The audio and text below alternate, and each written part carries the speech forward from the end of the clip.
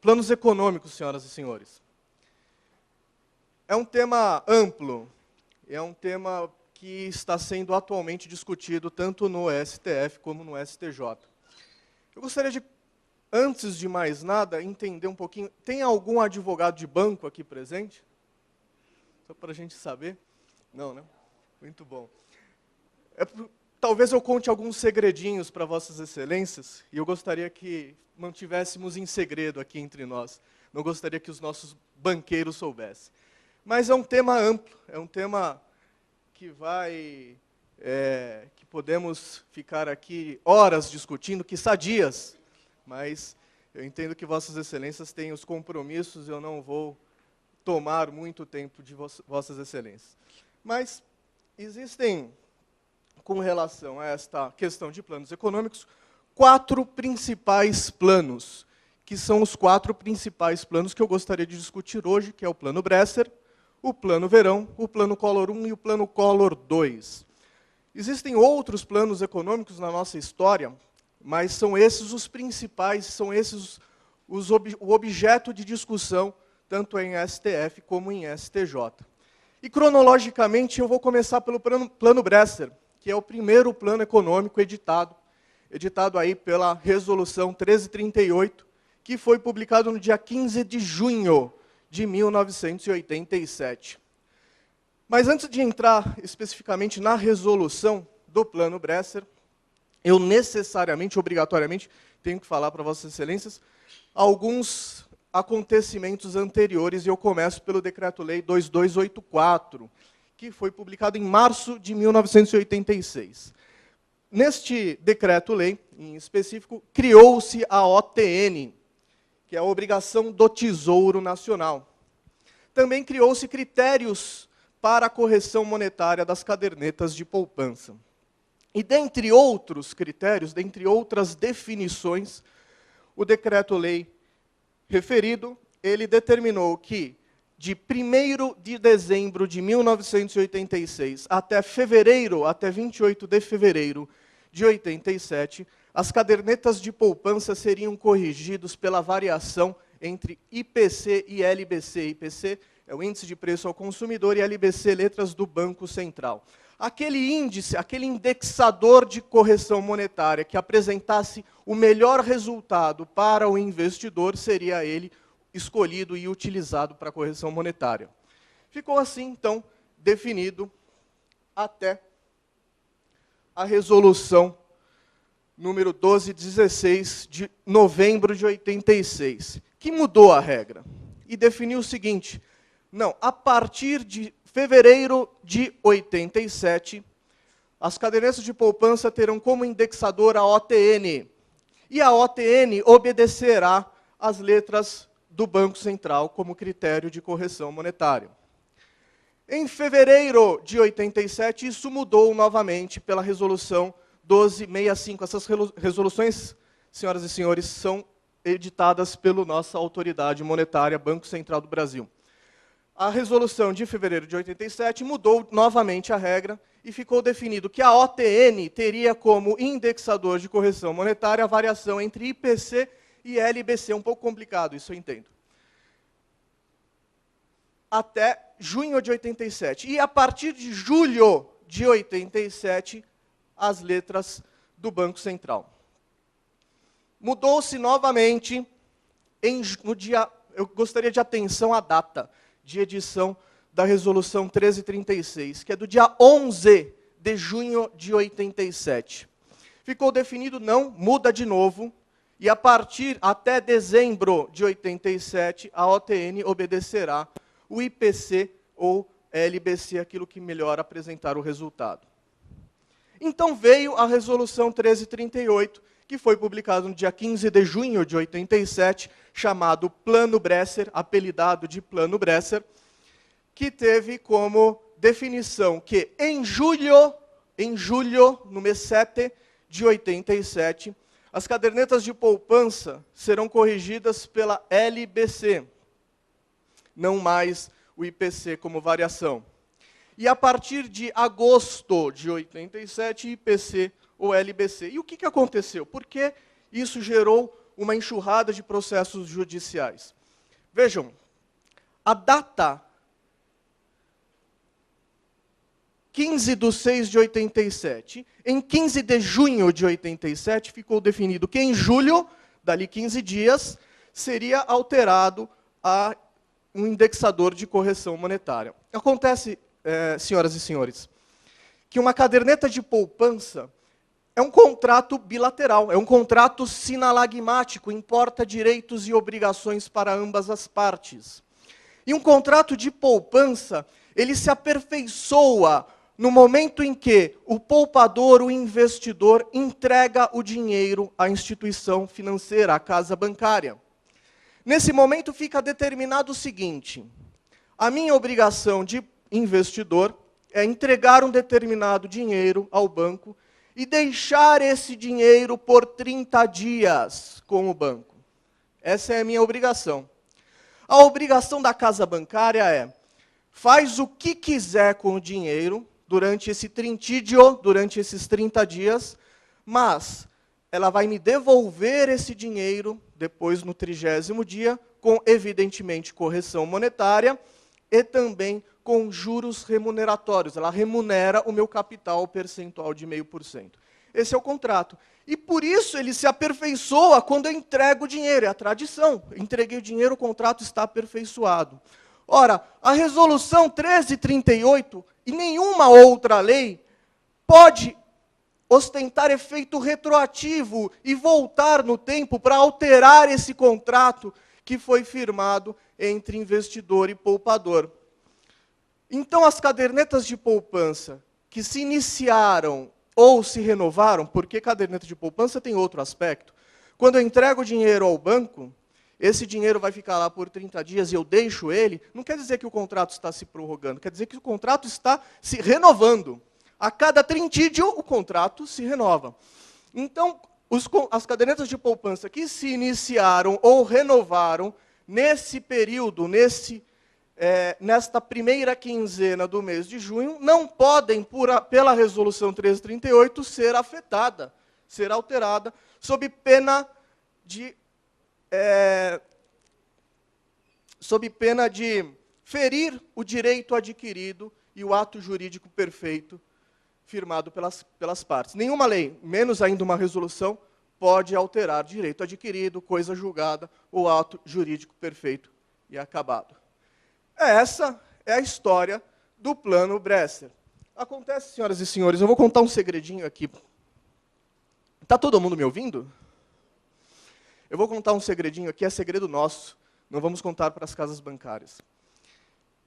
Há uma enorme incompreensão do tema por parte de todos. Por parte dos advogados e banqueiros, dos advogados que atuam para as casas bancárias, por parte até do judiciário, por parte dos tribunais, por parte do STF e do STJ. Por quê? Isso que eu vou contar só do Plano Bresser. Mas isso existem em todos os planos econômicos teses semelhantes. Eu vou falar mais para frente que, atualmente, a discussão principal que estamos enfrentando no STF diz respeito a uma alegação das casas bancárias de que o pagamento dessa conta vai gerar um risco sistêmico nacional. Os bancos dizem, em outras palavras, que se eu pagar essa conta, eu vou quebrar o Brasil. Essa é a tese deles. Mas, senhoras e senhores, existem teses jurídicas sólidas e muito bem estruturadas que as casas bancárias poderiam se valer, mas não, usam de outra estratégia. O que denuncia que há uma incompreensão, sim, sobre a matéria, sobre o tema. E vejam, no exemplo do Plano Bresser, do que eu estou falando. Eu disse que a resolução 1338, ela foi publicada no dia 15 de junho. Portanto, os contratos renovados antes do dia 15, por ela não podem ser afetados. Isso é tranquilo. Isso não tem discussão jurídica sobre isso. Não é possível que haja discussão jurídica sobre isso. Muito bem, se ela não está vigendo para aquelas contas antes do dia 15, qual está então? É a lei, a norma anterior. E a norma anterior é a 1336, do dia 11 de junho de 87. Ok. A norma 1336 de 11 de junho fala que a partir de dezembro de 87 será IPC ou LBC, e no mês de junho o IPC apresentou o melhor resultado, portanto seria o IPC. Só que detalhe, vejam o seguinte, senhoras e senhores, que a norma anterior ela foi publicada no dia 11 e o Plano Bresser no dia 15, 4 dias depois. Então, a norma anterior vigorou por apenas 4 dias. Não um mês inteiro, não a primeira quinzena inteira, só 4 dias. Então, nós estamos falando o seguinte, que as cadernetas de poupança que têm direito são as que estão nos 4 primeiros dias, antes do Plano Bresser. Concordam? Porque a norma anterior, aquela que vigorava do dia 1º de junho até o dia 11 de junho, era a anterior ainda, que era essa aqui, a 1265. E a 1265 falava que em julho de 87, LBC, a mesma coisa do Plano Bresser. Portanto, as cadernetas de poupança que tinham data de aniversário entre o dia 1º de junho e o dia 11 de junho, não teriam direito a expurgo nenhum, porque não tiveram expurgo. Isso que eu estou falando para Vossas Excelências está claro aqui. E eu não vi em nenhum acórdão ser dito isso, em nenhuma sentença ser dito isso, em nenhuma defesa de banco ser dito isso. Eu estive recentemente, senhoras e senhores, em audiências públicas no STF, com os ministros que vão julgar a causa das ações individuais. E estavam lá comigo advogados representantes das principais e mais caras bancas de advocacia desse país. Nenhum advogado falou sobre isso. E está aí, está claro, o que nos mostra uma completa e absoluta incompreensão sobre os planos econômicos. Da mesma forma que eu lhes ensinei sobre a questão do Plano Bresser, há também Plano Verão, Plano Collor, Collor 1, Collor 2, teses semelhantes. Claro que na atual situação, a alegação de que eu acabei de falar é muito frágil, porque nós já estamos numa situação processual muito mais adiantada para que seja permitido esse tipo de alegação. Mas eu digo isso aqui para mostrar, para comprovar para Vossas Excelências a tal incompreensão. Muito bem. O Plano Bresser, então, como eu disse, ele veio pela edição da norma 1338, de 15 de junho de 87, definiu que em julho de 87 a variação nominal pela OTN seria pela LBC e não IPC, e nós retroagimos esta questão nas ações judiciais. A tese das ações judiciais é que esta norma não poderia retroagir seus efeitos para alterar o contrato já firmado. E aqui eu trago os índices. O IPC do referido mês tinha como índice 26,06% e a LBC 18,02%. A diferença entre os índices é o referido expurgo, é o que a gente chama de expurgo, e é o que é cobrado. Eu coloco esse recorte deste texto porque ele resume a tese toda de praticamente todos os planos econômicos. Tudo gira em torno disso. Em outros termos, firmado ou renovado o contrato de depósito em caderneta de poupança com o agente financeiro, na vigência das resoluções 1265 e 1366, que é anterior ao Plano Bresser, sujeitaram-se as partes às regras vigentes no instante da celebração da avença. É só isso. Toda a tese jurídica é simples assim. E aí sim, o segundo plano econômico, que foi editado pela medida provisória 32 e publicado no dia 15 de janeiro de 1989. Antes da medida provisória, antes da MP 32, vigorava a Resolução 1338, que é o Plano Bresser, que a que criou o Plano Bresser. E ela definia que, a partir do mês 8 de 87, as correções monetárias das poupanças obedeceriam à variação entre IPC e LBC, aquilo que apresentasse o melhor resultado. E isso vigorou até janeiro de 89. Antes não houve nenhuma norma. E a MP definiu algumas coisas, alguns critérios. Houve lá, nesta ocasião, o congelamento dos preços, a reforma monetária e a alteração na regra da correção monetária das cadernetas de poupança. Resolução, medida provisória número 32. A mesma história, exatamente a mesma teoria que eu falei agora sobre o Plano Bresser. Em janeiro de 89, o IPC estava vigendo por força da Resolução 1338, que é lá o Plano Bresser. Então, estava vigorando o IPC em janeiro de 89. E, a partir de fevereiro, ficou determinado que a correção das cadernetas de poupança seriam feitas pela LFT, Letras Financeiras do Tesouro Nacional. Só que, a mesma história. A norma publicada no dia 15 de janeiro, nunca, jamais, em tempo algum, pode retroagir seus efeitos e alterar o ato jurídico perfeito e o direito adquirido dos poupadores. A tese dos bancos com relação a isso é o seguinte: ora, não sou eu, banco, quem define o critério de correção monetária, é a União, é o responsável pela correção monetária, é a União, o Banco Central que edita essas normas. Então, eu só estou seguindo a lei, só estou seguindo a norma. Isso daí é uma interpretação conveniente das casas bancárias, porque a interpretação correta é essa, é óbvio. Eu costumo falar, para visualizar bem essa questão, eu costumo dar uma hipótese, um exemplo hipotético. A correção monetária das cadernetas de poupança ela funciona da seguinte forma: eu entrego o dinheiro hoje para a casa bancária, no trintídio dali 30 dias, a casa bancária vai me pagar a correção monetária referente a um indexador pré-estabelecido, mas com um índice conhecido apenas no final, apenas quando se paga a correção monetária, é óbvio. Eu não tenho como prever o futuro. É feita a apuração da correção monetária daquele período no passado.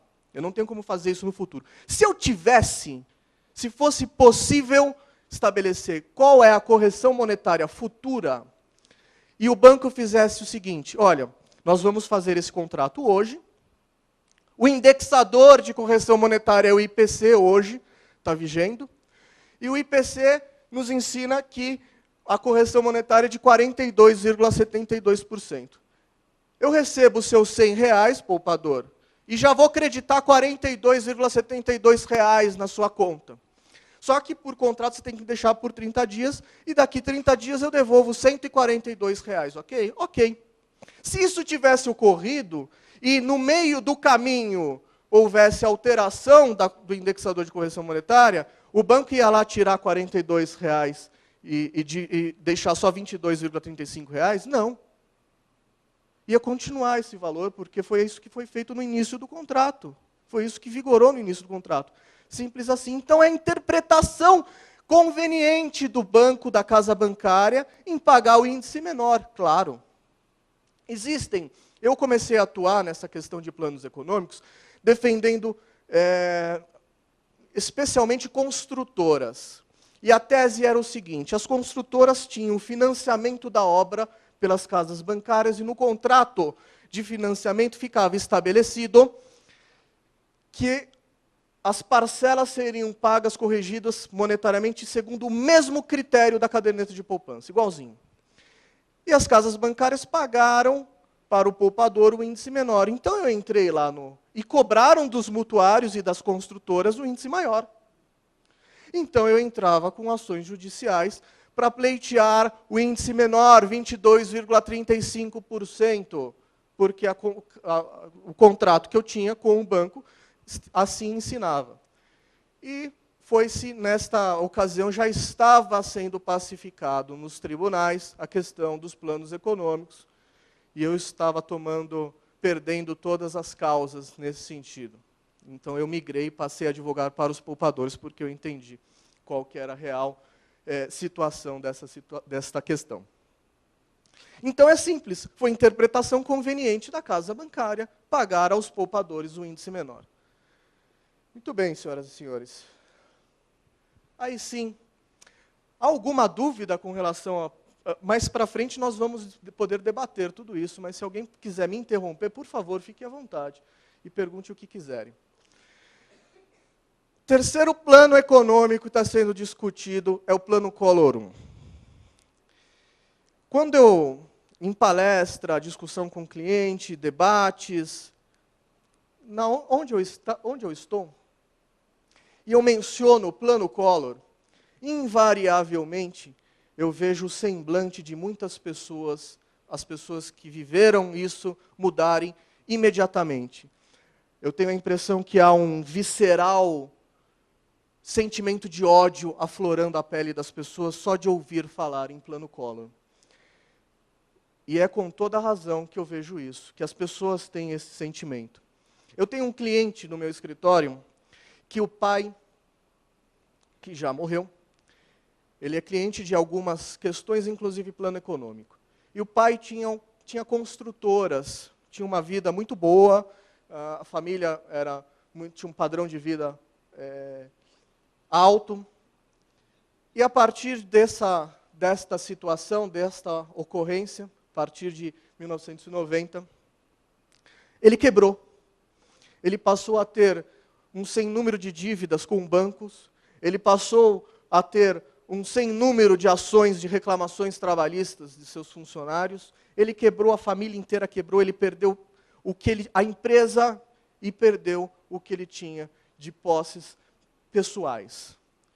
Senhoras e senhores, essa pessoa tirou a própria vida. E assim como ela, muitas outras fizeram isso, na ocasião de Plano Collor. Então, é natural eu ver este ódio no olho das pessoas quando nós falamos de Plano Collor. Infelizmente, isso ocorreu. E eu lamento em informar Vossas Excelências que o Plano Collor, de todos os planos, além de ser o mais frágil juridicamente nas nossas discussões nos tribunais, STF e STJ, é também aquele que representa o menor valor a título de restituição de expurgo, infelizmente. Mas o que aconteceu com o Plano Collor? O que foi isso? O Plano Collor ele foi ditado pela medida 168 e publicado no dia 15 de março de 1990. Lá ficou estabelecido que tudo que você tivesse depositado em caderneta de poupança seria transferido para o Banco Central, exceto 50 mil novos cruzados. Tudo seria emitido para o Banco Central. Esse valor que ficasse lá no Banco Central ficaria bloqueado lá com eles, apropriação indébita, ficaria bloqueado por 18 meses e seria pago, seria restituído em 12 prestações, em 12 parcelas, pagas a partir de 9 de 91. Somente ali no outro ano, no final do outro ano, começaria em 12 parcelas a ser pago esse valor. Ficou estabelecido que esse valor que seria restituído com correção monetária baseada no BTNF. Também converteu-se esse valor que ficou desbloqueado em conta, esses 50 mil novos cruzados, converteu-se em cruzeiros. Para que Vossas Excelências tenham uma noção, 50 mil cruzados equivale a hoje algo, equivale aproximadamente a 8 mil reais. Então, se você tinha 100 mil reais na conta, 92 foi para o Banco Central e você ficou com 8 só na conta, para viver por mais de 2 anos. Isso também tem um sentido histórico no nosso judiciário, que este fato levou milhares de pessoas com medidas cautelares distribuídas na Justiça Federal para que obtivessem liminares para liberar esse valor, desbloquear esse valor e ser restituído.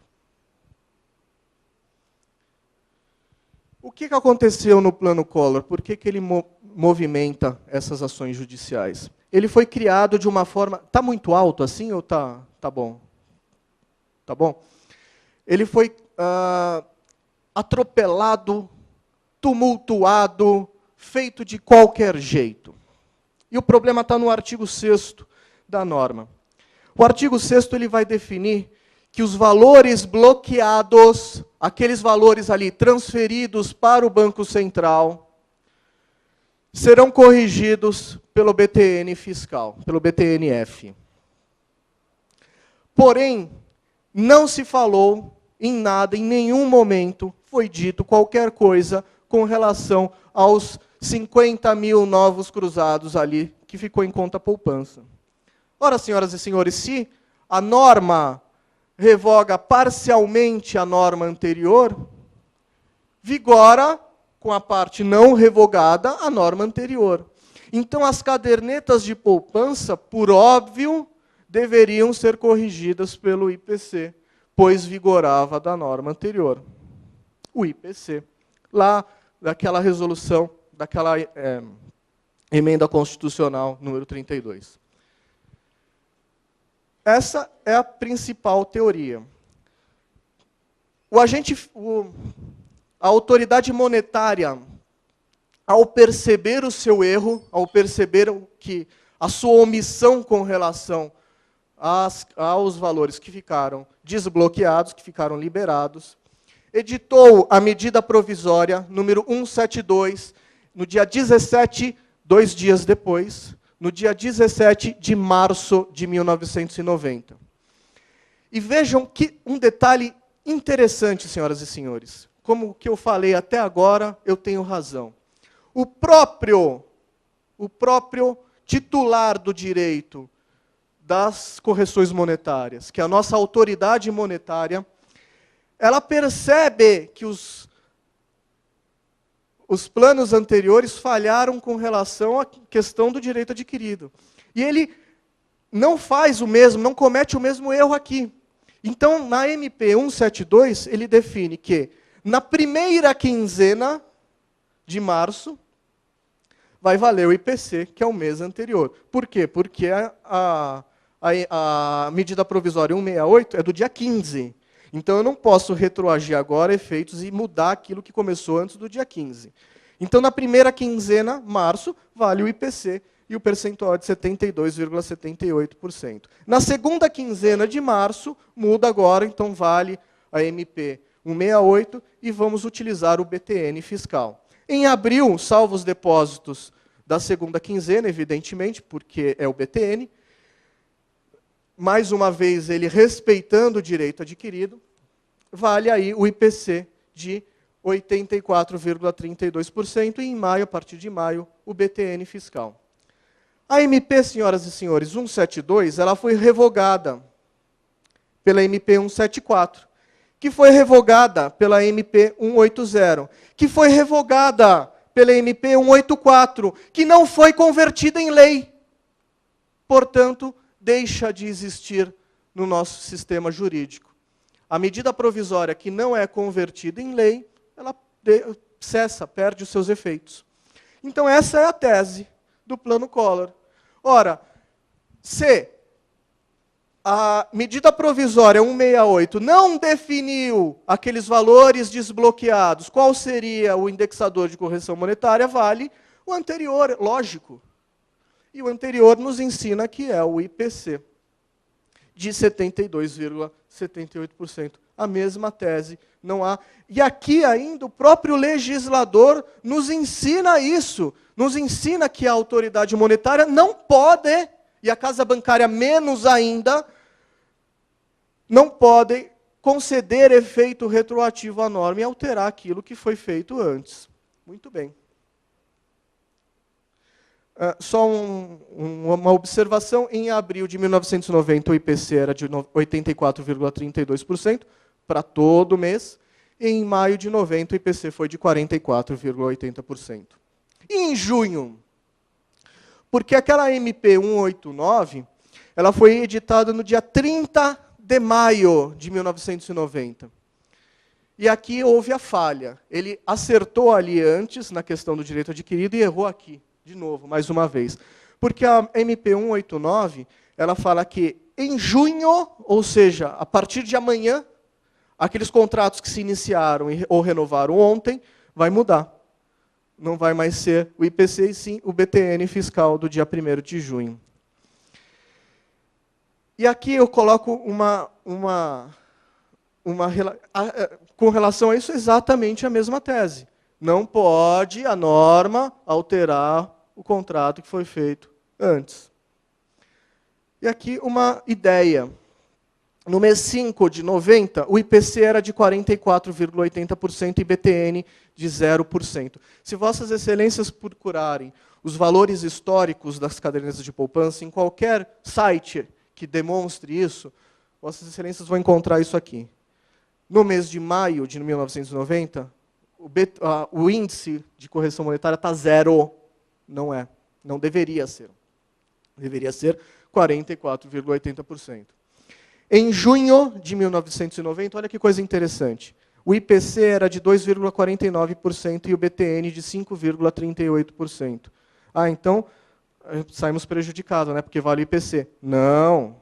A norma fala que vale aquele indexador que apresentar o melhor resultado, e no mês de junho o melhor resultado está na BTN. Então, vale a BTN. Foi isso que aconteceu, senhoras e senhores. E aí sim, o plano Collor... Alguma dúvida, Collor 1? Plano Collor 2. O plano Collor 2, ele foi editado pela medida provisória 294 e publicado no dia 31 de janeiro de 1991.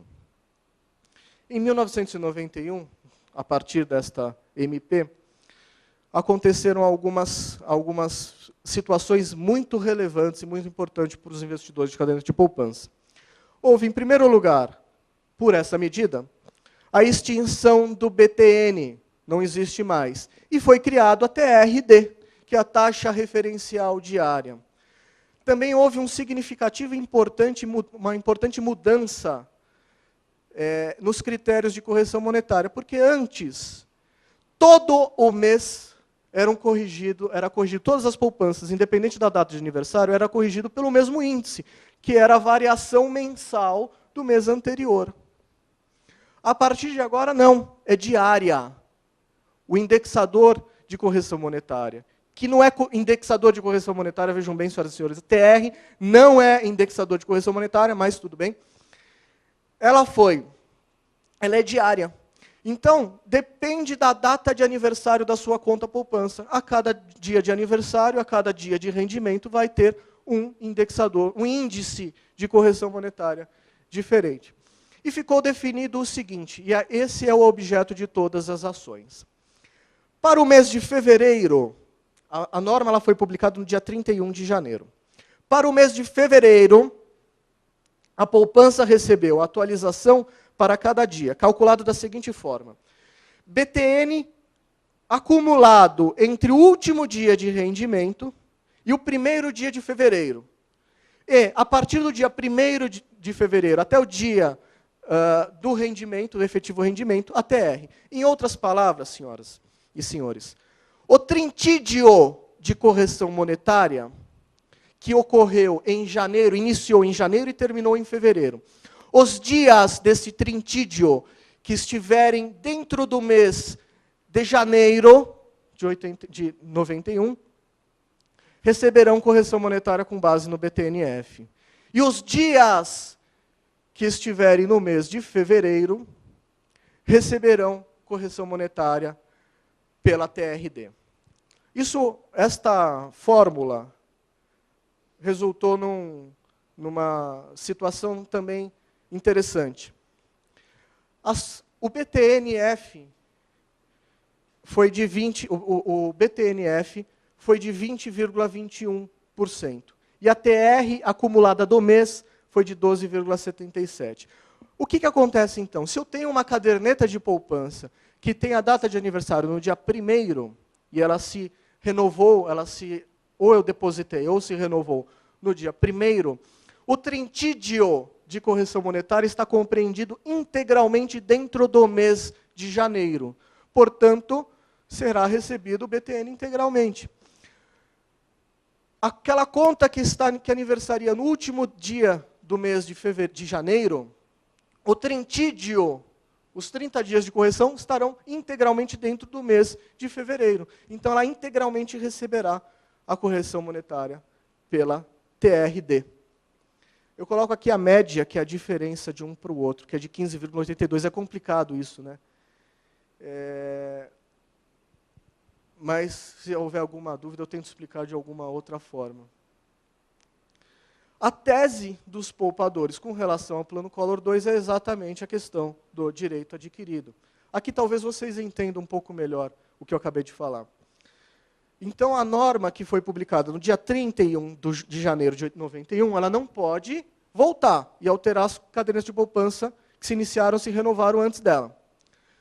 Então, se eu tinha uma conta de poupança no dia 1º de janeiro, e foi paga no dia 1º de fevereiro, se eu tinha uma conta poupança que se iniciou ou renovou no dia 1º de janeiro, e a sua correção foi paga no dia 1º de fevereiro, não houve expurgo. Porque a casa bancária pagou isso aqui para o poupador, pagou os 20,21%. Ou melhor, desculpem, pagou isso aqui, 12,77%. Então, não houve expurgo. Se eu tinha uma conta poupança que se iniciou no último dia de janeiro e foi paga lá no último dia de fevereiro, que é o dia 28, a casa bancária pagou os 12,77%. Portanto, houve aí um expurgo de 7,44%. Nas ações judiciais, o cálculo para se apurar qual foi o expurgo, vai depender da exata data de aniversário daquela conta. Porque o mês, esse tipo de fórmula diária, há um índice decrescente do dia 1º ao último dia. Então, eu tenho que calcular dia a dia, para saber qual foi o efetivo expurgo. Eu sei que se a conta for no dia 1º, é 0, e se for no último dia, é 7,44. Se for no dia 15, eu tenho que fazer a conta. Eu estou olhando para a cara de todo mundo, ninguém está entendendo nada. Querem que eu tente explicar de uma outra forma isso? Eu vou tentar falar o seguinte. Vocês imaginam o seguinte. A caderneta de poupança, o contrato, ela estabelece que a correção monetária se dará no prazo de 30 dias. Eu sou obrigado a dar o dinheiro para o banco, e ele é obrigado a me corrigir dali 30 dias e me devolver esse dinheiro. Depois desses 30 dias eu posso sacar ou posso deixar lá e renovar o contrato. Mas eu tenho que deixar durante 30 dias. Então, a correção monetária se opera no trintídio. Se ela começa no dia 7 de janeiro, ela vai... Existem variações de dias, de meses, mês com 31, mês com 28, mas a gente sempre considera a data de aniversário o mesmo dia do mês seguinte, ainda que isso importe em dias diferentes. Mas, para fins de compreensão, se eu deposito no dia 7 de janeiro um valor, no dia 7 de fevereiro, o banco vai me creditar esse valor. Então, se eu deposito no dia 7, houve 23 dias que essa conta teve rendimento durante o mês de janeiro. E houve 7 dias que essa conta foi remunerada no mês de fevereiro. Então, a nova regra do Plano Collor II diz que aqueles valores que estavam, aqueles dias compreendidos no mês de janeiro, esses 23 dias, obedecem o índice, o indexador de correção monetária, BTN.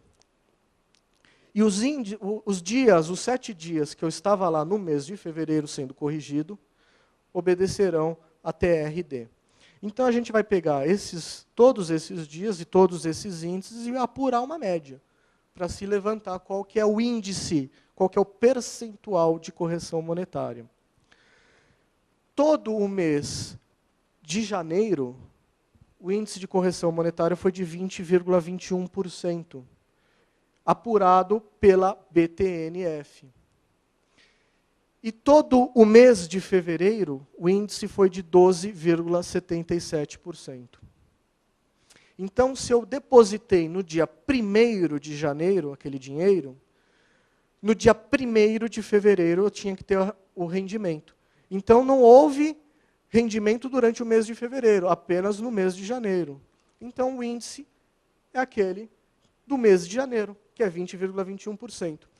Se eu depositei no dia 28, 29, 30, 31 de janeiro, não houve rendimento durante o mês de janeiro, e só durante o mês de fevereiro, que ocorreu no dia 28 de fevereiro. E o percentual, adotar-se-á o critério da TRD, e o índice é de 12,77%. Foi isso que aconteceu. A média é de 15,82%. Eu falei que eu não sei do dia 15, mas eu sei. Foi 15,82%. O banco pagou 12,77%. A diferença entre esses dois é o expurgo. Da mesma forma que aqui. O banco pagou, para aquelas contas iniciadas no dia 1º, ele pagou o índice cheio. E para aquelas contas iniciadas no último dia, ele pagou o índice vazio. O resultado foi isso. Se eu depositei no dia 1º, não houve expurgo, porque o banco pagou certinho. Se eu depositei no último dia do mês, houve o expurgo de 7,44%. Expurgo também, leia-se, o valor, a diferença entre o crédito feito de correção monetária e aquilo que deveria ter sido feito. Pessoal, correção monetária é coisa séria. Correção monetária não importa em plus, não importa em aumentar capital, não importa em alterar valor da moeda. Eu não ganhei nada com a correção monetária. Eu simplesmente, com a operação de correção monetária, traduzi a moeda de ontem na moeda de hoje. Eu continuo com o mesmo dinheiro. Então a gente não pode permitir que uma situação tão escabrosa dessa venha prosseguir. Eu falei rapidamente sobre os planos econômicos, o que aconteceu efetivamente, o que foi efetivamente cada um. E agora nós vamos dar um salto para os dias de hoje. E nós vamos falar o que nós estamos vivendo hoje em dia. Eu tomei a liberdade, nessa palestra, de separar em duas situações, colocar em duas situações a atual fase dos planos econômicos. Aquelas ações coletivas, como estamos vivendo as ações coletivas. Ações coletivas, todos sabem que são aquelas promovidas por um substituto processual, um sindicato, uma associação de proteção ao consumo, o Ministério Público, enfim. E depois vamos falar das ações individuais. Alguém aqui é autor, parte em ação, salvo meu amigo aqui, Vicente? Eu não sou seu advogado, não, né? Depois nós vamos falar das ações individuais. Mas antes das ações coletivas. Como é que estamos vivendo o atual momento, o atual cenário? O que está acontecendo? Lá no STJ, o ministro Luiz Felipe Salomão, ele, num julgamento de um recurso especial, ele proferiu a seguinte decisão. E essa decisão, já falo dela. Ele entendeu o seguinte, que a Lei 7.347 de 85, que é a lei que trata das ações civis públicas, ela é omissa com relação ao prazo prescricional das ações coletivas. O que fez o nosso ministro? Ele adotou, por analogia, a Lei 4.717, de 65, que trata das ações populares. E essa lei diz que as ações populares prescrevem em 5 anos. Ação coletiva e ação popular? Não. São duas coisas distintas, duas coisas diferentes. A ação coletiva tem um aspecto, uma forma jurídica totalmente diferente. Mas tudo bem, ele usou isso e reduziu para 5 anos o prazo prescricional. Ora, mas o prazo prescricional das ações coletivas não seria o mesmo do prazo prescricional para as ações individuais? Sempre foi. Eu aprendi isso em faculdade, aprendi isso ao longo da minha carreira, mas mudou agora. Esse entendimento do ministro Luiz Felipe Salomão, gerou o seguinte: foram distribuídas 1.030 ações coletivas que tratam de planos econômicos, 1.030. Plano Bresser, Plano Verão, Plano Collor 1 e Plano Collor 2. Hoje, senhoras e senhores, depois dessa decisão, restaram apenas 15, porque o resto está prescrito. Porque reduziu para 5 anos e não mais os 20 anos para as ações individuais.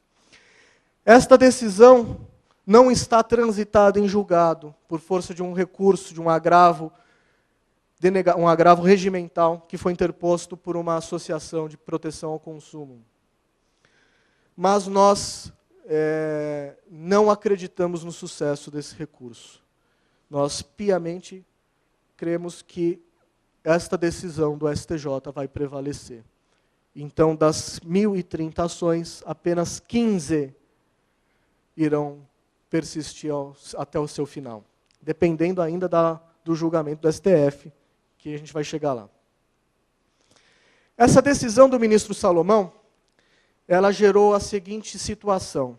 Aqueles devedores, aqueles réus em ações coletivas, foram ao STJ falar: opa, eu também sou réu numa ação coletiva. Empresas, associações de empresas, enfim, todos aqueles que devem tributos, por exemplo, tem muitas ações civis públicas cobrando, discutindo relação tributária, vieram ao STJ falar: eu também sou réu numa ação dessa, então meu prazo também é de 5 anos, e eu quero que seja prescrita a ação contra mim movida. E o STJ falou: não, veja bem, este meu entendimento é válido somente para as ações que tratam de planos econômicos. Juridicamente isso eu nunca vi, mas é o que acontece, e é o que está acontecendo.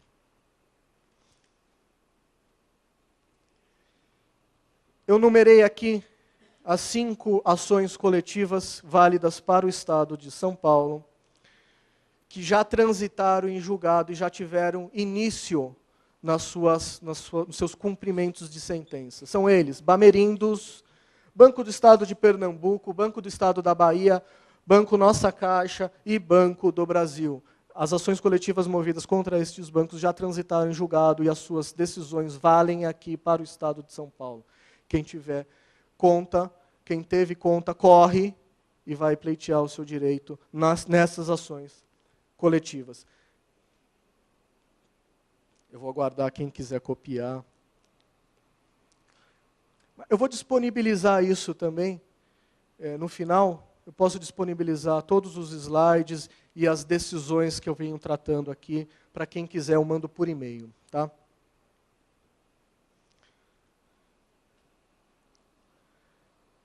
Ainda falando das ações coletivas, nós temos no STJ, de relatoria do ministro Sidney Benetti, julgamento para fins representativos de controvérsia, que é aquela história dos recursos repetitivos, a mesma história que está lá no STF sendo discutida.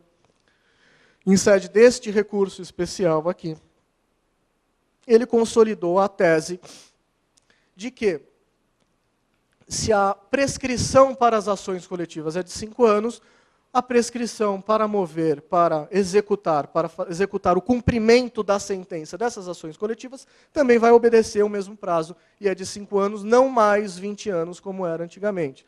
Então, atenção para o prazo prescricional dessas ações, que são, para o Banco Bamerindos, 22/8, para o Banco do Estado de Pernambuco, vejam que curioso, senhoras e senhores, prescreve hoje, na data de hoje, está prescrevendo as execuções de cumprimento de sentença contra o Banco do Estado de Pernambuco. A partir de amanhã, não se pode mais executar nada com relação a ele. Banco do Estado da Bahia, 22/8, Banco Nossa Caixa, março de 2016, e Banco do Brasil, 24/10/2014. A partir dessas datas, não pode mais. E vejam que Banco Nossa Caixa e Banco do Brasil também tem controvérsia sendo discutida lá no STJ, também tem discussão. Tá bom, senhoras e senhores? O poupador tá bom? Basta para o poupador levar do STJ? Não.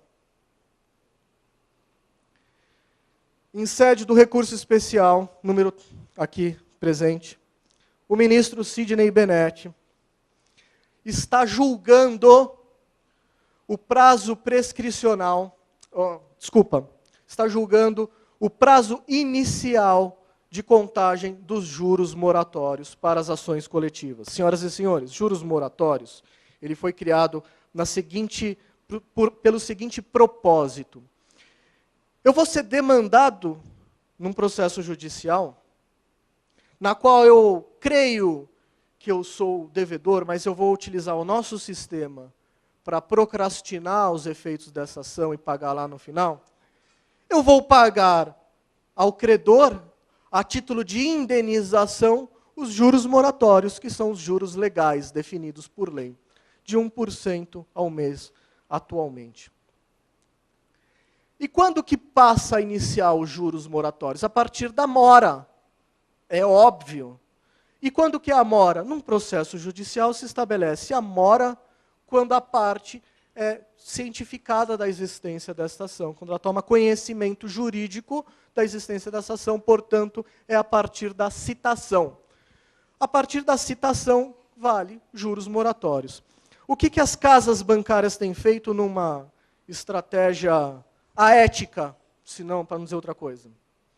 Eles alegam, não, juros moratórios passa a incidir a partir da citação na execução, no cumprimento de sentença, não lá naquela ação, desde o início. E olha, senhoras e senhores, isso está sendo julgado e provavelmente vai prosperar no STJ. Então isso vai gerar uma redução considerável em todas as execuções que já foram movidas e que serão movidas até os prazos prescricionais, porque perderemos uma boa parte dos juros moratórios. O banco foi citado numa ação dessa em 90, 94, 96. A partir de então, é juros de 1% ao mês, sobre o total da condenação. E isso tudo vai cair por esse julgamento que eu lhes mostrei. Aí sim, já chega de ação coletiva, vamos ficar revoltados com tudo isso, vamos falar então das ações individuais. As ações individuais eu estou dividindo aqui em 3 situações. As ações extintas, aquelas que acabaram, o poupador recebeu seu dinheiro, acabou tudo bem, ou não, alguns perderam. As ações em fase de execução, sim, acreditem, ainda há ações em fase de execução, por incrível que pareça, porque para a ação estar em fase de execução, é porque ela começou em 2009, porque a partir de 2009, o que não transitou em julgado está suspenso. Então, desde 2009 ainda tem muitos processos, e eu patrocino vários, em fase de execução. E as ações suspensas pelo STF, nós vamos falar sobre esses 2 aspectos, em execução e suspenso. Os processos em execução estão em fase de execução porque existem duas discussões básicas, com relação à correção monetária e com relação aos juros remuneratórios, os juros contratuais, aqueles de 0,5%, que a instituição financeira paga. Existem decisões, a maioria, pelo menos a maioria que eu tive acesso, das decisões de primeiro grau, confirmadas no tribunal, condenam o banco ao seguinte: banco, você vai pagar o poupador a diferença do índice de correção monetária que você pagou para aquele que você deveria ter pago. Essa diferença você vai pagar.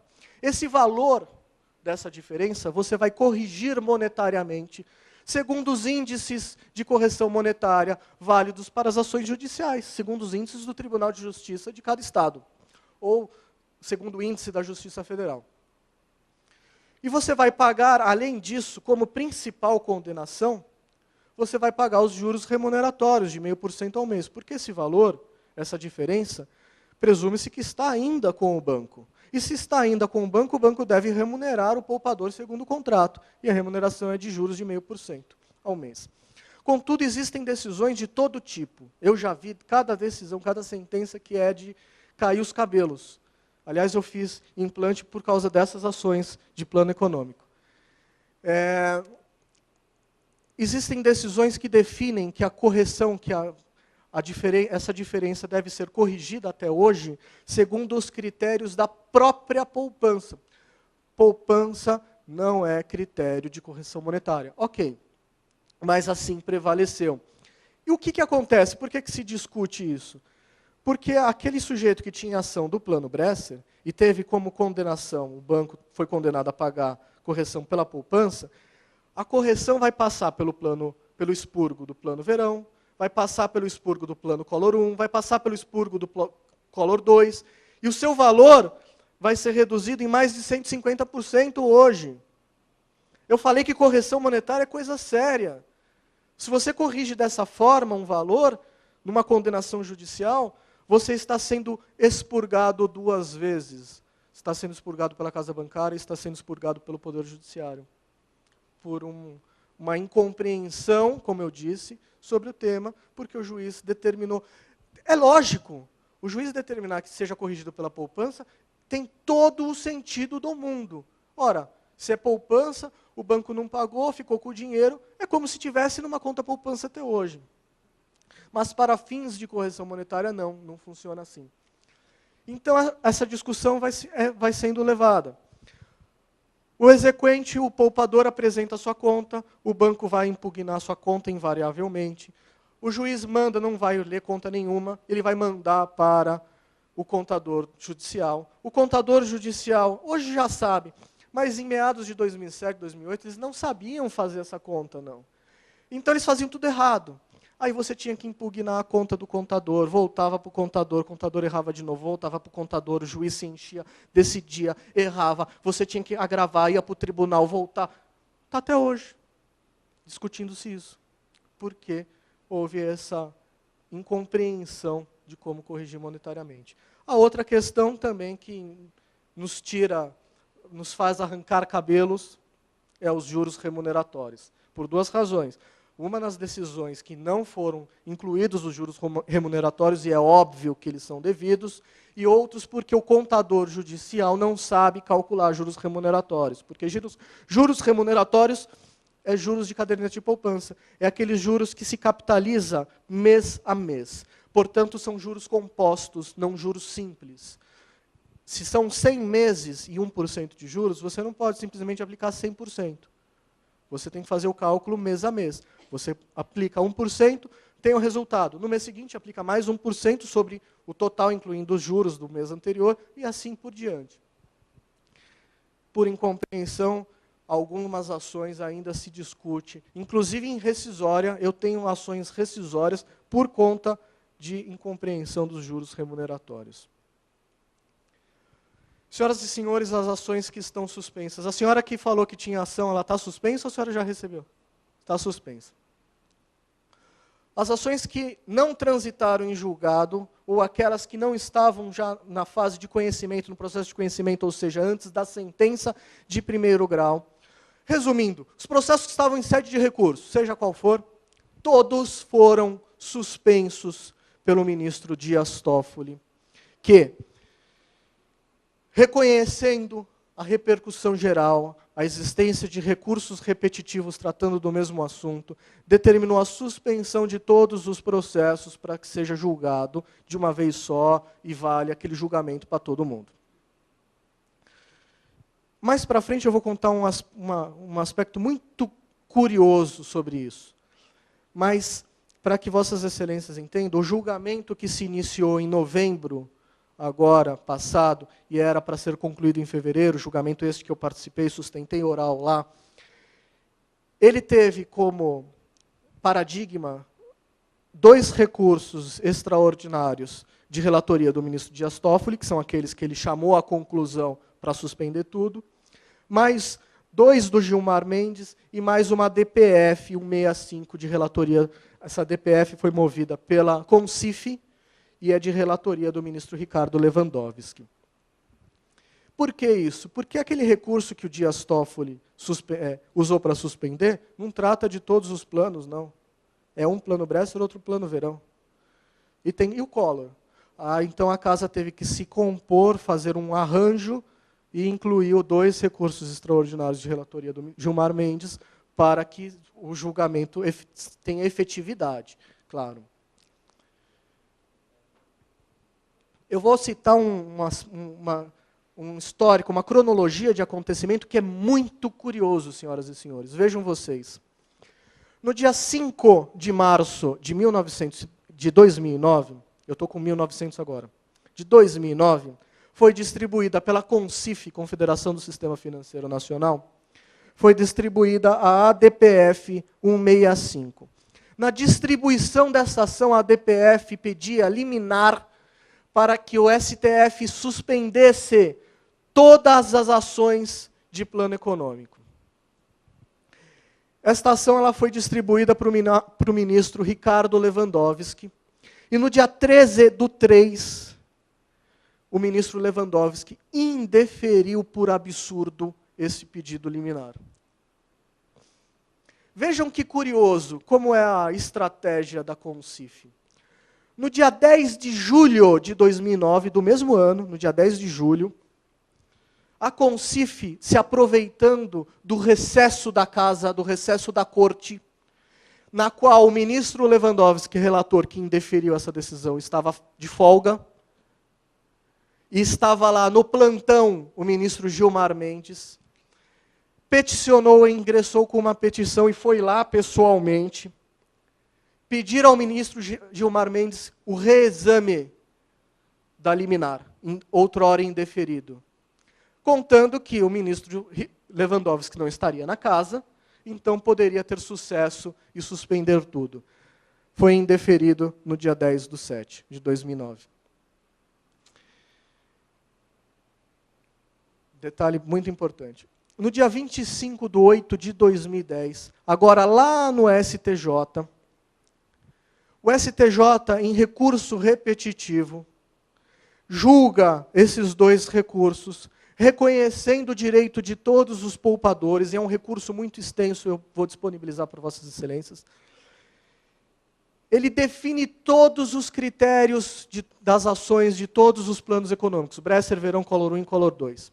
O STJ, em recurso repetitivo, que chegou a suspender o curso das ações, mas rapidamente julgou, definiu o critério de tudo. No dia 25/8, que está errada essa data, é no dia 23/8, senhoras e senhores. No dia 27, que também está errado, é no dia 25/8, vejam que curioso. 2 dias após, do dia 23 para o dia 25, 2 dias após, o ministro Dias Toffoli convoca para si 2 recursos extraordinários que tratam de plano econômico e não chegou nem a se atentar de quais planos ele tratava, porque teve que ter aquele arranjo que eu expliquei anteriormente. Convocou 2 recursos e suspendeu tudo. 2 dias depois. Para mim, senhoras e senhores, esse é um fato, no mínimo, curioso.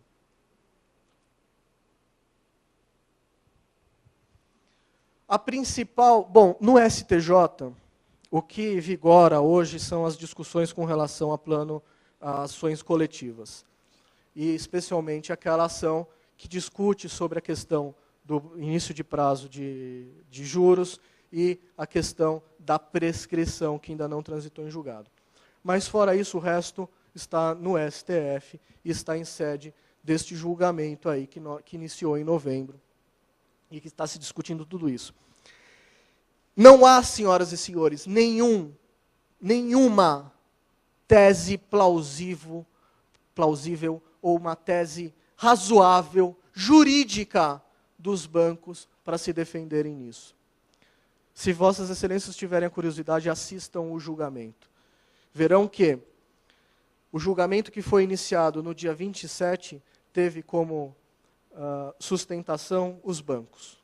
Os advogados dos bancos lá, entre Eros Grau, Arnold Wald, enfim, outros grandes advogados do Brasil, defendendo os planos econômicos, e vocês vão ver que não há tese sustentável jurídico para defendê-los.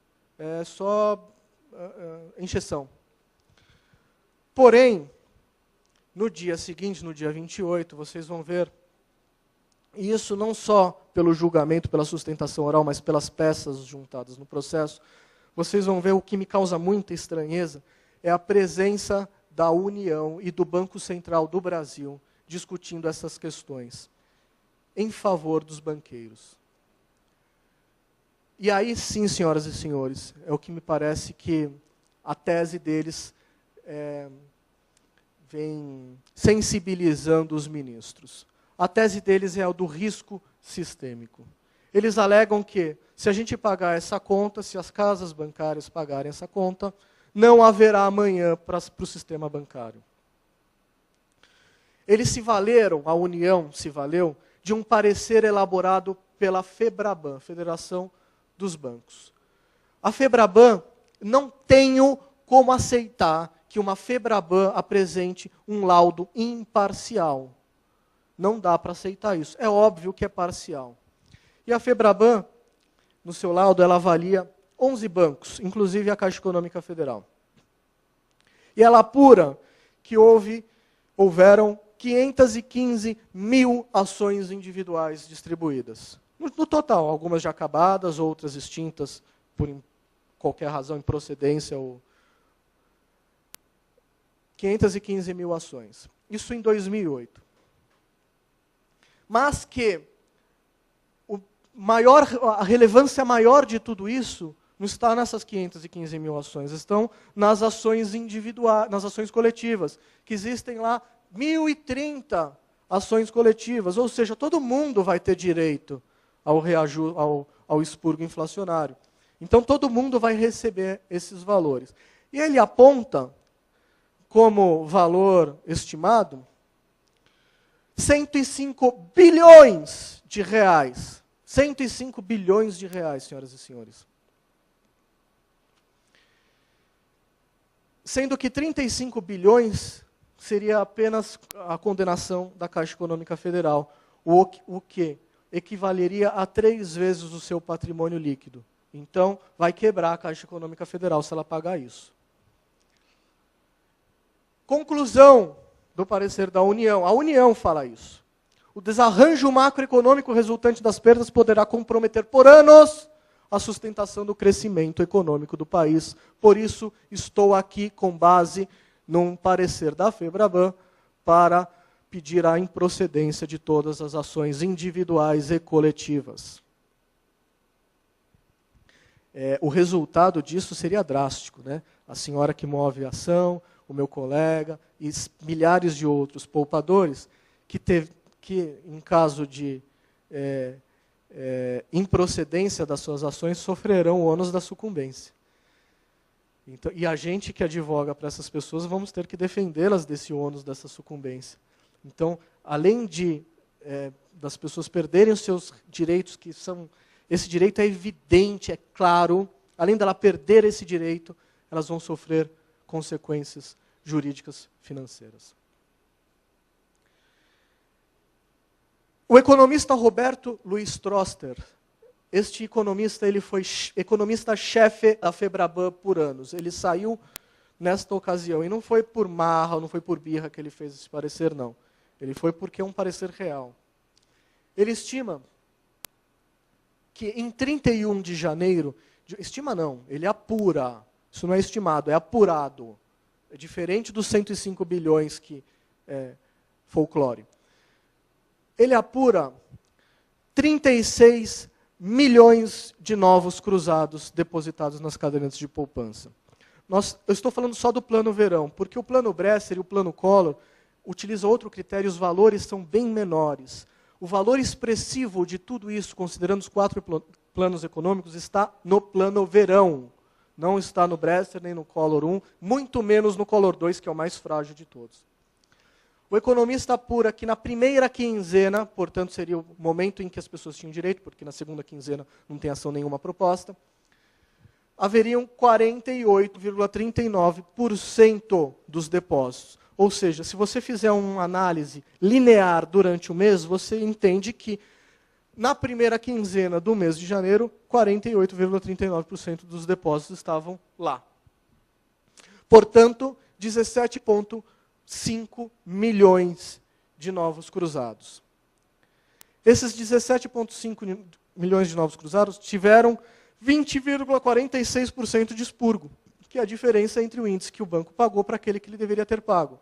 Portanto, haveria no plano verão 3,58 milhões de novos cruzados expurgado e cobrado efetivamente. Esse valor, corrigido para a data de hoje, equivale a 29 bilhões de reais. Portanto, um valor muito inferior ao valor apurado ali pela FEBRABAN. Esse é um aspecto... Pois não.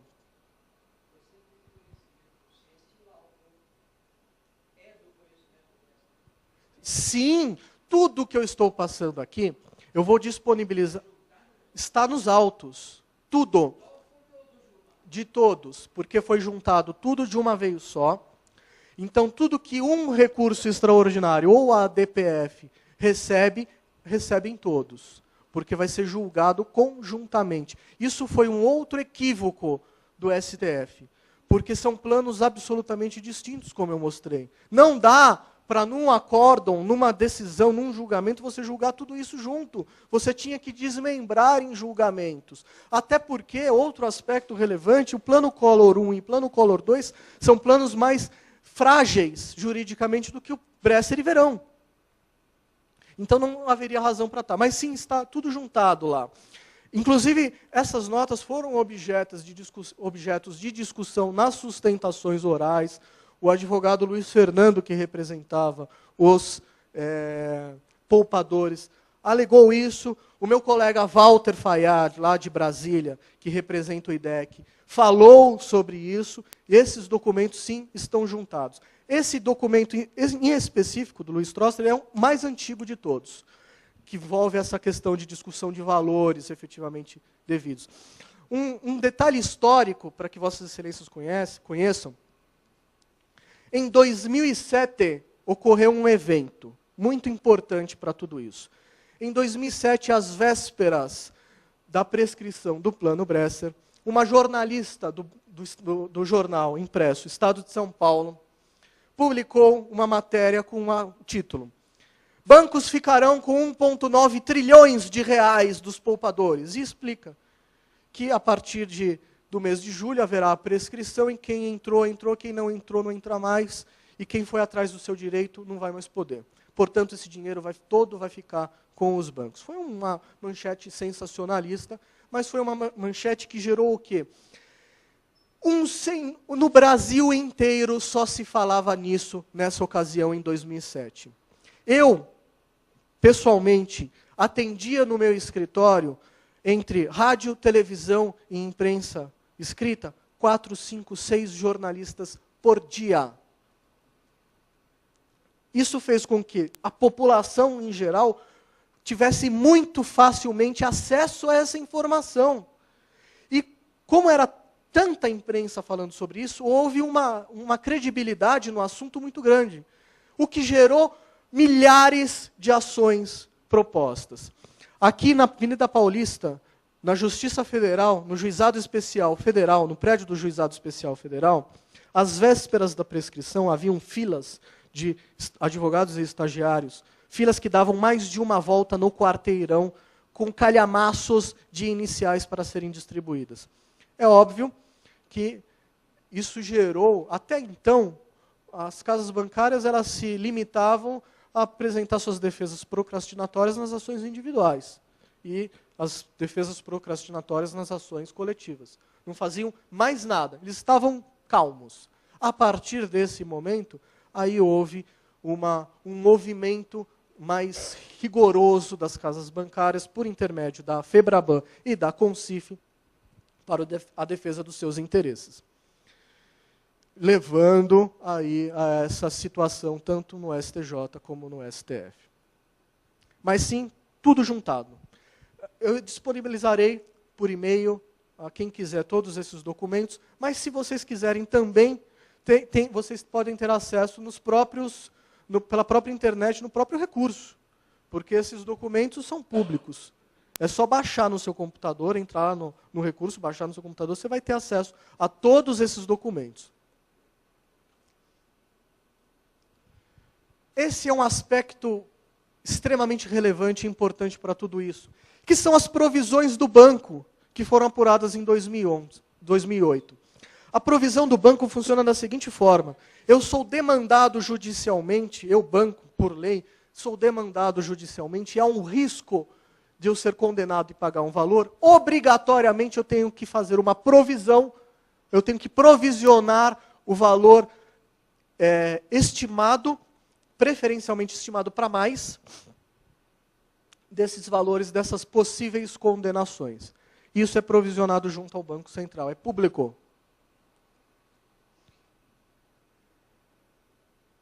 Se nós fizemos... Pois não. Nós fizemos um estudo desse provisionamento realizado em 2008. E aqui nesse primeiro parágrafo é a deliberação, são os atos normativos que obrigam o provisionamento. Nós fizemos um estudo em 2008 e nós apuramos que em 2008, ou seja, às vésperas da prescrição do Plano Verão, onde já haviam praticamente todas as ações individuais sido propostas, os bancos haviam provisionado 8,8 bilhões de reais. Raciocinem comigo. Se eu, banco, provisiono 8,8 bilhões, é o que eu acredito que eu vou pagar. É aquilo que eu vou pagar. Está público. Não é 150 bilhões. Se fosse 150 bilhões, isso nós discutimos lá no STF, é 150 bilhões que vocês estão alegando que vão pagar, porque hoje está 105, mas no início da discussão era 150, vocês verem como é que funcionam as coisas. É 150 bilhões, então provisiona 150 bilhões. Por que não está provisionado? Porque é só 8,8 bilhões. Nós apuramos isso em 7 bancos. O HSBC... Não, vamos falar da Caixa Econômica do Itaú e da nossa Caixa. Esses 3 bancos, eles no provisionamento, eles vão especificar o provisionamento exclusivo para as perdas nas ações de expurgo econômico, de plano econômico. Por exemplo, a Caixa Econômica Federal provisionou 913 milhões de reais. A Caixa Econômica Federal, exclusivo para plano econômico. Esses 4 outros bancos, HSBC, Bradesco, Santander e Real, eles provisionaram sem especificar. São só ações cíveis. Meu Deus, o banco tem milhares de ações contra si propostas. Então, o valor é menor ainda, porque aqui está a ação de indenização por dano moral, a ação de sucumbência, um sem número, todas as ações cíveis desses 4 bancos, está nesse cálculo de 8,8 bilhões. Então, é menos ainda aquele valor específico para plano econômico. E isso, senhoras e senhores, foi demonstrado no STF. Foi alegado em sustentação no STF. Vamos ver se é considerado aí para o julgamento dos ministros. Ainda falando sobre o tal do risco sistêmico.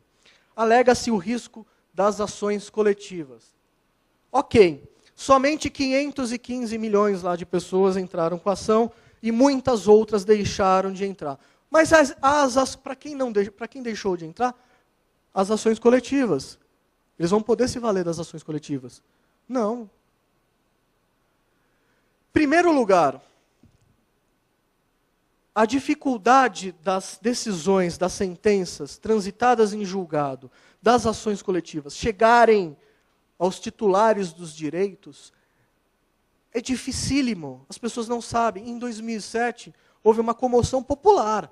Todos os meios de imprensa noticiaram a questão e uma parcela, estima-se que apenas 10% das pessoas ingressaram com a ação. Se com tudo isso, só 10%, imagina numa ação que transita em julgado que só nós, advogados, sabemos. Como é que o poupador vai ficar sabendo? Não fica, não tem como saber. Muitas pessoas, e a grande maioria, vejam, não tinham dinheiro expressivo para mover uma ação aqui. Eram valores pequenininhos, que não compensa, não justifica ir até lá, não paga o táxi para ir até o advogado. E deixaram para lá, por óbvio, não vale a pena. Isso não está sendo considerado. os custos para essa ação impedem que muita gente promova. Os bancos, eles oferecem uma dificuldade em obter o extrato que é impressionante. Prova-se isso pelo número de ações cautelares de exibição de documentos que foram propostas. Sem número de cautelares. Eu patrocino centenas de cautelares para obrigar banco a apresentar extrato porque ele não apresenta. E qual que é o procedimento? O sujeito vai lá na agência. Além de tudo, isso tem aqueles que não sabem. Quanta gente que tinha poupança já morreu? E os seus herdeiros não sabem. Eu sei. Tá bom, papai morreu, tinha poupança, ele vai ter direito. Poupança onde? Que banco? Não sei. Não sei. Não vai entrar com ação.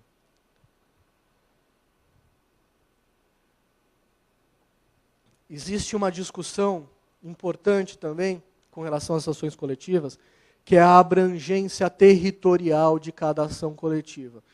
Eu entendo que, pelo fundamento essencial de uma ação coletiva, a abrangência territorial seja nacional. Mas há a discussão de que ela é estadual e limita-se ao Estado. A ação coletiva é sempre proposta na capital de um Estado. E ela vai se limitar ao Estado em que ela é discutida. O Banco do Brasil, contra o Banco do Brasil, existe uma ação proposta pelo IDEC, e foi movida em Brasília.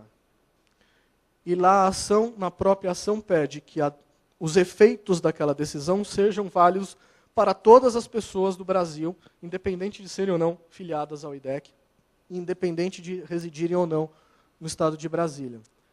A sentença transitou em julgado e está escrito na sentença, justamente isso. O resultado, os efeitos desse julgado vale para todos, para o Brasil inteiro. Está escrito na sentença, está transitado em julgado. Quem é advogado sabe que trânsito em julgado acabou, não se discute mais, não tem como voltar atrás. Está lá no STJ, discutindo a coletiva do Banco do Brasil, e o Banco do Brasil está alegando que não é limitado aqui, é só Brasília. Redução dos juros, eu falei. Eu vou perder tudo isso de juros, o meu valor que era 10 mil vai cair para R$500. Não compensa, não quero. Então, senhoras e senhores, é historinha, é balela, essa história de que as ações coletivas... Fora que as ações coletivas, o principal argumento de tudo isso, que eu não coloquei porque eu já falei, é que as ações coletivas de 1030 caíram apenas para 15. E outras já estão prescrevendo e acabam. Como é que o povo vai saber que a ação da nossa Caixa vai prescrever agora? Não sabe. Eu juntei... Pois não.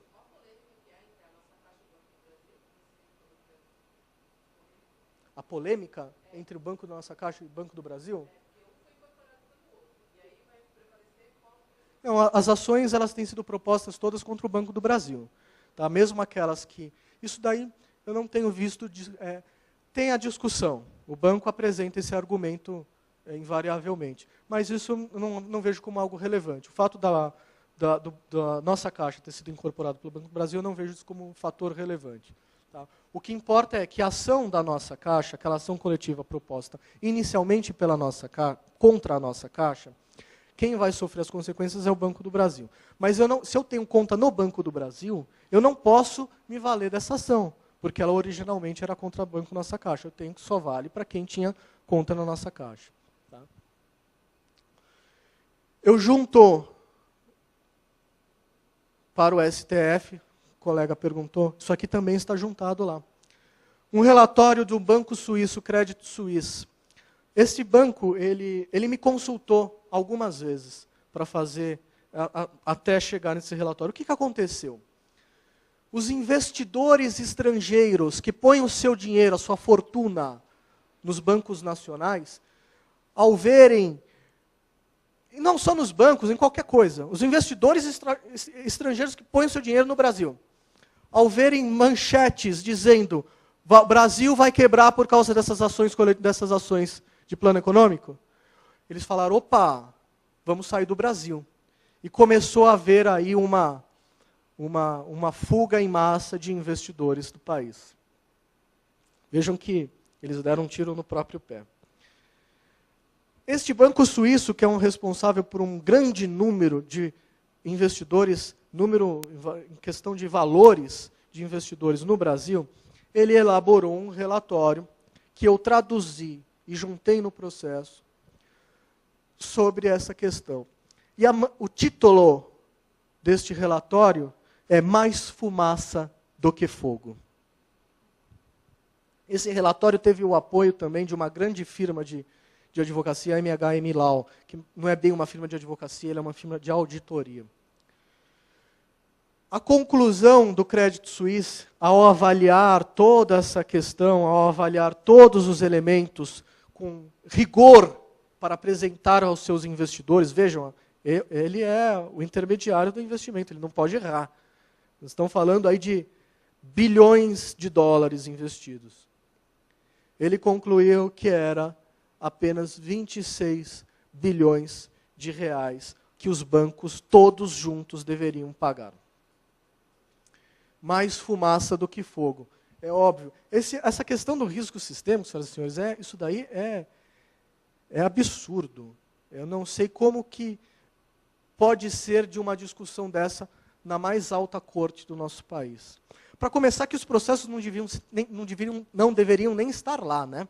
Porque no STF se discute a constitucionalidade. E aí vamos falar de Plano Bresser-Verão, constitucionalidade, ok. Confirma a constitucionalidade ou declara inconstitucionalidade das normas que editaram esses planos econômicos. O que vai acontecer com as ações individuais ou coletivas? Nada. Não muda nada. Se for declarado inconstitucional, é pior ainda, porque então teriam direito ao regime anterior as contas que aniversariam no mês inteiro, não só na primeira quinzena.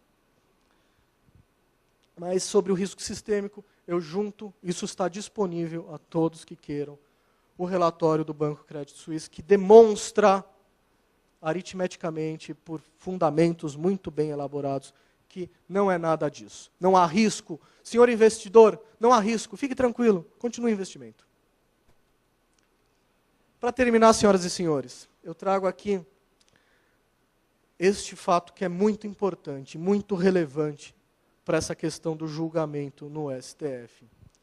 Houveram no STF 303 julgados sobre questão de planos econômicos.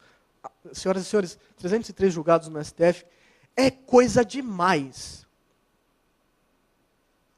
Quando a gente fala em pacificação jurisprudencial, num tribunal estadual, tem uma relevância. Quando a gente fala em pacificação jurisprudencial no STF, nós estamos falando de um caso simulado que teve aí 4, 5 julgados no STF.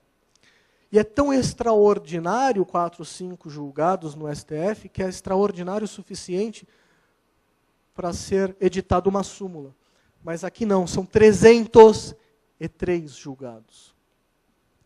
E neste campo tem mais, evidentemente, que eu trouxe alguns só, que são os principais ministros que definem essa questão. Aí você vê lá, o Celso de Mello,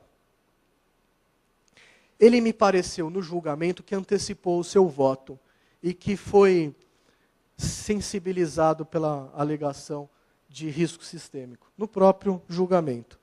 Diante das suas perguntas, vocês podem concluir isso. Somente o Celso de Mello tem 78 julgados como relator, dando procedência à questão do Plano Verão. Só ele. Marco Aurélio, que eu também não sei qual que vai ser, também pode ter antecipado seu voto favorável aos bancos, tem 33. O ministro Ricardo Lewandowski tem 3 julgados de Plano Verão. E o ministro Ricardo Lewandowski também me deu a impressão que antecipou o seu voto, não só no julgamento, mas numa audiência que nós tivemos, que ele não está sendo sensibilizado por essa questão. Que ele aparentemente vai votar a favor dos poupadores. E ele tem 3. Muito bem. Isso mostra, isso denuncia a atual pacificação, e isso nos remete à reflexão